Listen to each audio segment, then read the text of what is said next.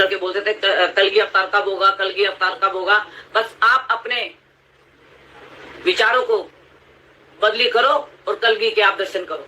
बस मेरा आज आपको यही संदेश है, अपने विचारों को बदलो, धर्म कर्म की तरफ जाओ और कलगी आपके सामने खड़ा हुआ आपको मिलेगा, जो सब धर्मों को एक कर देगा।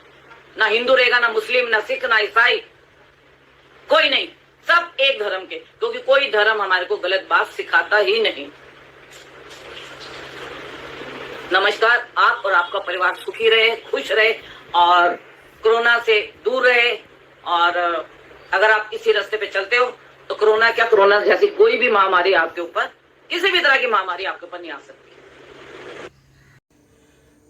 दोस्तों, हम कुछ दिनों आगे पहले से सुन रहे हैं कल का अवतार आएगा। कल का अवतार तो आ चुका है, हम उसके बारे में अभी बात नहीं करेंगे। हम इसके बारे में बात करेंगे कल का अवतार को हम कैसे पहचानेंगे। कल का अवतार अभी तो चाकू लेके भी नहीं आएगा, जो कलियुग का लास्ट में आएगा विष्णु अवतार, वो अलग है। लेकिन अभी जो आया वो भी अलग है। अभी जो आया ये भी कल का अवतार है, लेकिन ये ज्ञान का कल का अवतार है। ये सिर्फ ज्ञान दे के ही सब कुछ छुड़वाएगा दोस्तों। तो हम लोग इसके बारे में अभी आज बात करेंगे। जो कल का अवतार अभी आया है वो कलियुग का अभी बीच है, क्योंकि अभी लास्ट भी नहीं है। और आप जो सुनता है कल का अवतार आएगा, हाथ में चाकू रहेगा, व्हाइट घोड़ा में बैठ के सबको काटेगा, वो कल का अवतार आएगा कली का लास्ट में। और अभी कली का लास्ट होने में बहुत साल बाकी है, बहुत बोलो तो बहुत ही। अभी कली का हाथ ही हुआ है। लेकिन सब आदमी जो बोल रहा है कल का अवतार आएगा, आएगा तो है, वो तो आ भी गया। लेकिन ये जो कल का अवतार आया दोस्तों, एक चाकू हाथ में नहीं रखेगा, ये सिर्फ ज्ञान से ही पूरा दुनिया को अपना ही शरण में लेगा और पूरा को मोक्ष करवाएगा। इसके लिए ये आया, ये ज्ञान सागर एक्चुअली है, ये कल का अवतार भी है।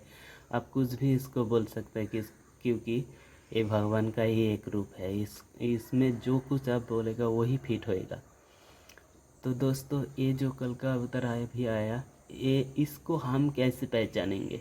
इसको हम ऐसे पहचान नहीं सकते, क्योंकि ये भगवान है और आदमी का औकात नहीं है वो भगवान को पहचाने। लेकिन हाँ, इसको पहचानने का कुछ ऐसा कुछ है जो आप देख के इसको पहचान सकते हैं। हाँ, ये कल का अवतार है बोल के।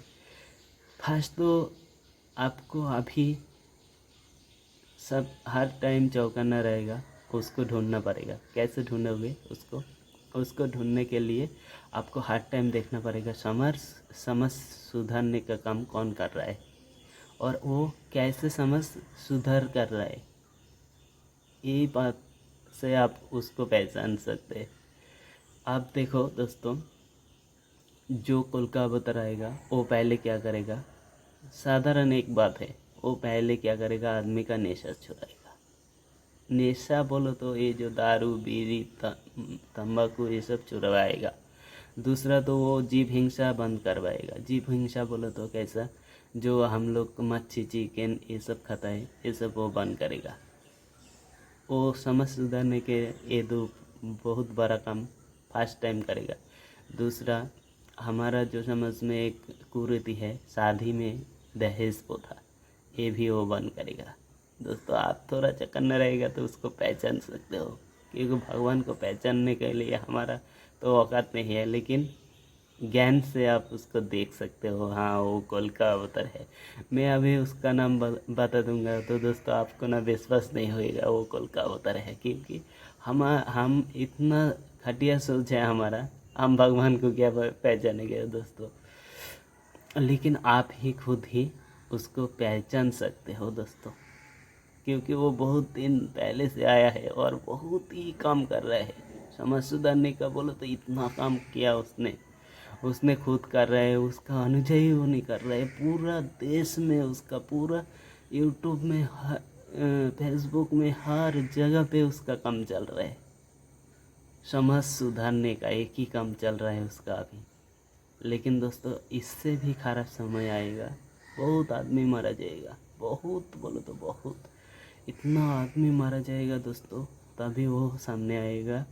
लेकिन वो ऐसा नहीं है, वो आके बोलेगा नहीं मैं कल का अवतार हूँ बोल के, क्योंकि उसको एक ही आदमी पहचानता है जो उसका ज्ञान में आएगा, ज्ञान में ही उसको पहचान सकते हैं, दूसरा तो किसी की हालत में नहीं। हाँ दोस्तों, और एक बड़ा बात है, कल का अवतार को पहचानने का और एक बड़ा वो भी है।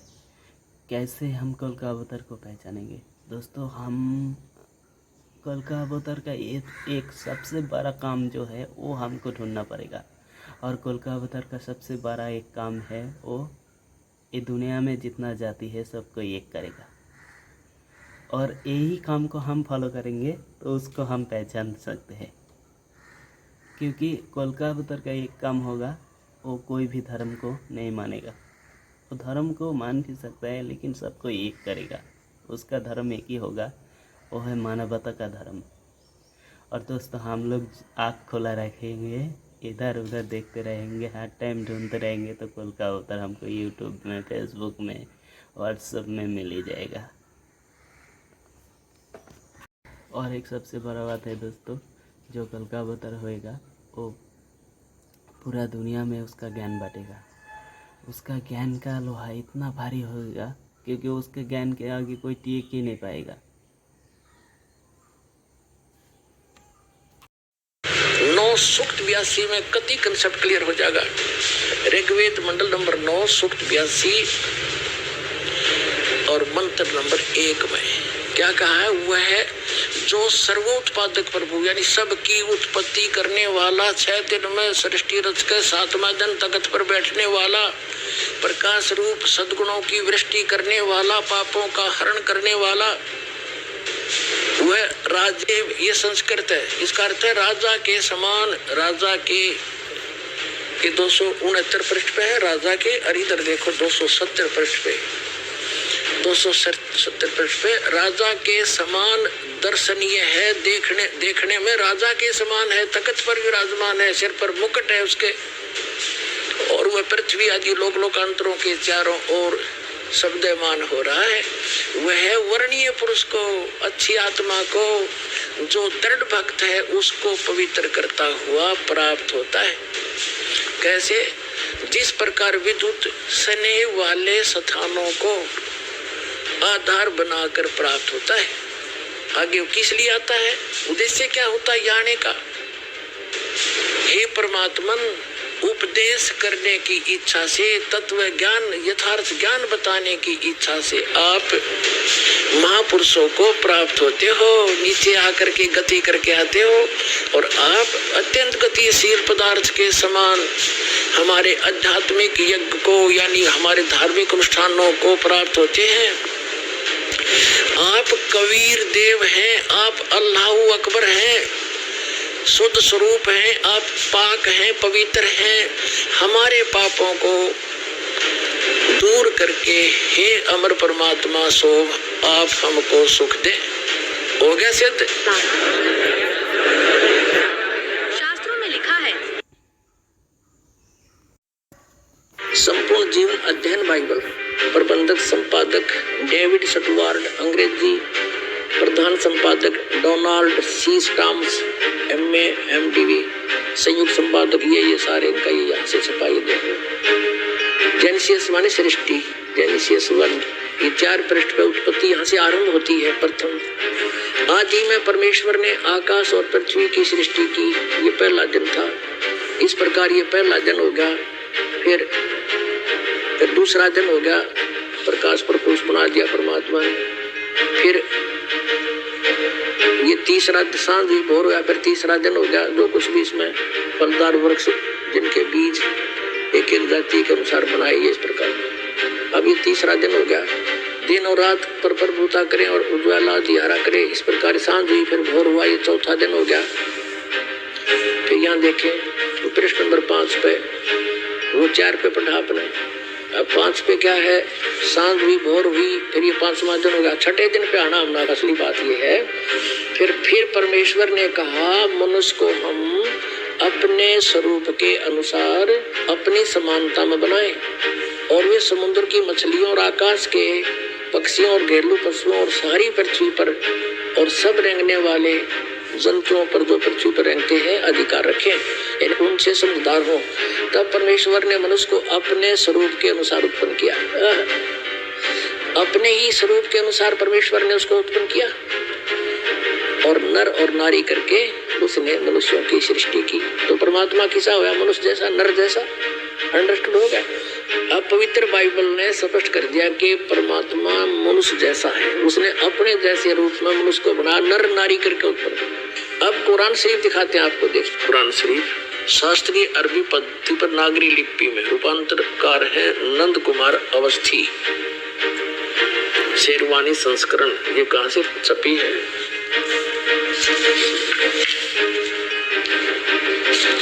ये वही लिखा कि वो इस्लामी किताब, इसमें कोई संदेह की गुंजाइश नहीं है।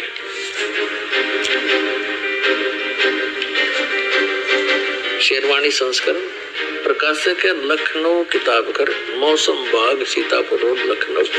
हम यहाँ पढ़ेंगे, हिंदी पढ़ेंगे। सूरत फुरकानी 25/607 पृष्ठ पर यहाँ देखिए 59 नंबर आयत में, सूरत फुरकानी 25 में, जिसने आसमान और जमीन और जो कुछ उनके बीच में है सबको 6 दिन में पैदा किया और फिर तख्त पर जा विराजा।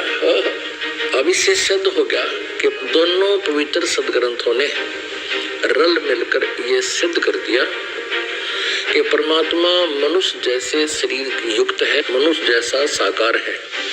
महात्मा जी, आपने ये भी झूठ